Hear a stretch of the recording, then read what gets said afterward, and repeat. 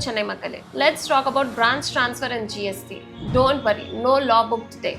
Imagine this. Your company has a head office in Chennai and branch office in Bangalore, and you need to send goods from Chennai to Bangalore. The big question, is it a sale and do I need to pay GST? Even though you are sending goods to your own branch, GST says, boss, two different GST numbers means two different persons. So yes, branch transfer between two different states is treated as supply under GST even though money is not exchanged. No customer but still GST. GST says emotionally same company but legally different GST peoples. However, if you are sending goods from your Chennai branch to Coimbatore branch, then there is no need to generate invoice and pay GST. For such transaction, a delivery challan mentioning the from address and to address with the details of goods sent is enough. There is no need to pay GST. E-way bill. Is it required?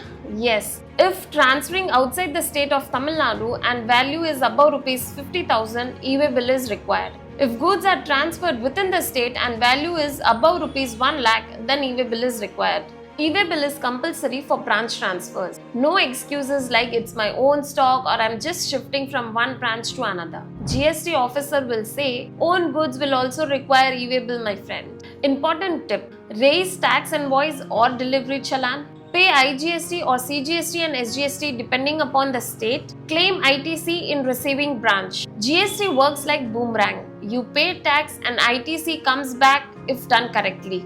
Branch transfer is not free movement. E-way bill is not optional and GST is always watching. Follow GST rules or GST will follow you. Thank you. Keep watching our channel for more updates.